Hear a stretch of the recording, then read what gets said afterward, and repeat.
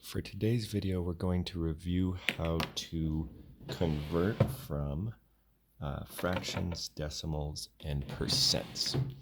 So I've drawn a little conversion triangle that will show us how to get from fractions to percents, percents to fractions, decimals to percents, percents to decimals, decimals to fractions, fractions to decimals. As a bit of a review, this little chart is very helpful in remembering exactly how we get from one to the other. So let's start with probably the easiest two. So let's start with decimal to percent, percent to decimal. So let's first start with decimal to a percent. So keyword here is percent always means of 100. So if you've got a decimal number, to turn it into a percent, we want to make it out of 100. So to turn a decimal to a percent, we move the decimal 2 times to the right. What we're doing here is we are really multiplying by 100. So to turn a decimal into a percent, we move the decimal twice to the right. That is the equivalent of multiplying by 100. All right, let's do the reverse. So percent to a decimal is just the opposite.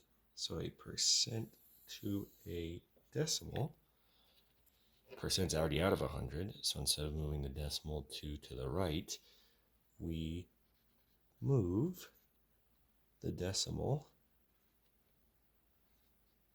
2 to the left, which in essence is the same thing as dividing by 100.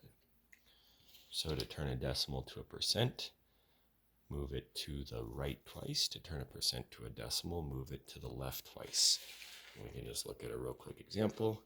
Say we have 0.02 as a decimal. Move it twice to the right to turn it into a percent. That would be 2%. The reverse of that, let's say we have 4%. We move the decimal, which is right here, 2 to the left, and we get 0.04 as a decimal. All right, moving right along. Okay, let's deal with a fraction to a percent. This one can be a little tricky. A lot of times what I like to do with a fraction to a percent is turn our fraction to a decimal first, and then turn my decimal to a percent. But there is a way we can turn a fraction directly into a percent.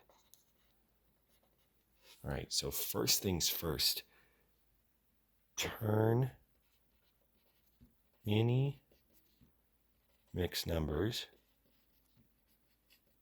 into improper fractions first.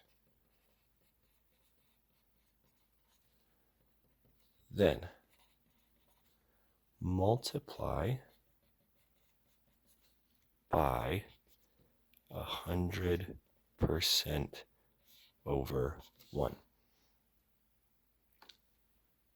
Lastly, divide. And you should get a fraction turned into a percent. So let's look at a quick example. Let's say we've got 2.5 as a fraction. So first things first, turn this into an improper fraction, which would be 5/2. Now multiply by 100% over 1. Can't always do this, but in this case the numbers are nice. Cross cancel. 102. 100 becomes 50, 2 becomes 1. We're left with 5 times 50%. 5 times 50 is 250.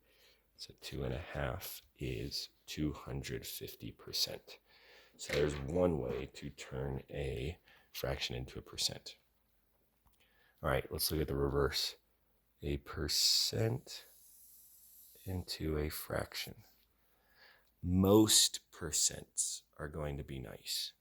Okay, we'll talk about some other ones here in just a second, but nice and simple.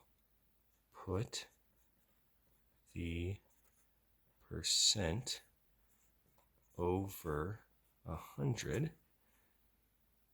So put the percent as a fraction over 100, then reduce, because percent means out of 100.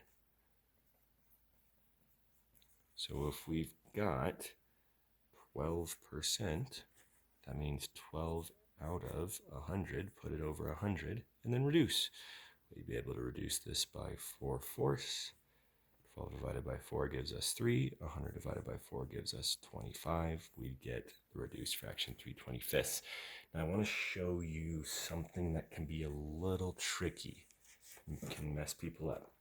Okay, not all percents are nice. Let's say I have 12.5%. So we can still do this. We could still put it over 100. I'm going to turn 12.5 actually into 12.5. And I'm going to put it over 100. But that doesn't look very nice. That doesn't look like something we can reduce. So what we can do is we can create an equivalent fraction. I'm going to get rid of this decimal in 12.5 by multiplying by 10. That's going to give me 125. Whatever I do to the top, I've got to do to the bottom. So 100 times 10 is 1,000. So 12.5% actually turns into 125 over 1,000. We then could reduce.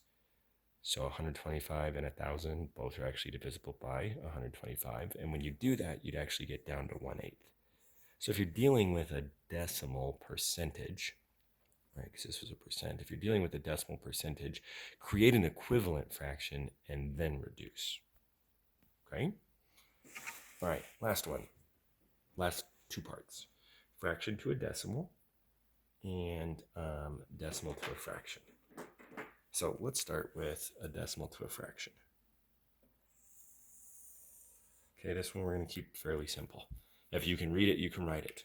Okay, so what I mean by that is the place value of the last decimal digit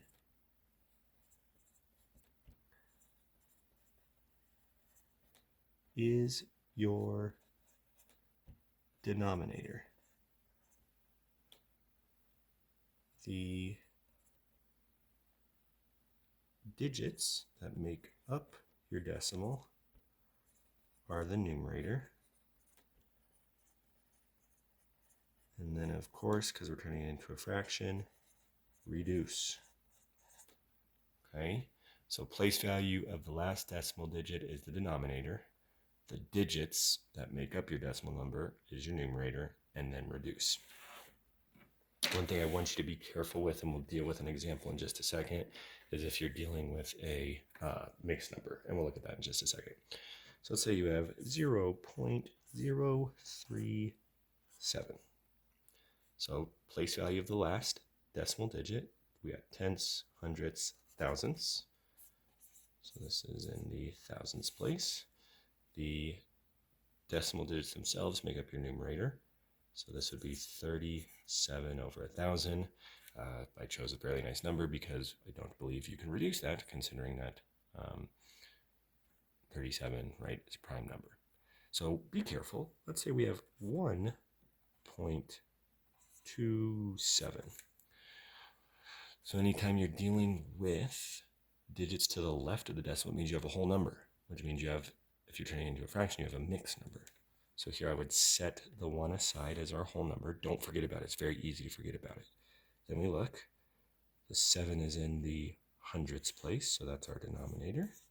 And then our digits make up our numerator, so we get 1 and 27 hundredths. Again, don't believe that we can reduce. So there's turning a fraction into a decimal. Or decimal into a fraction. And then fraction into a decimal I can explain pretty simply. Every fraction is a division problem. Every fraction is a division problem. So divide, remember, top dog gets the house.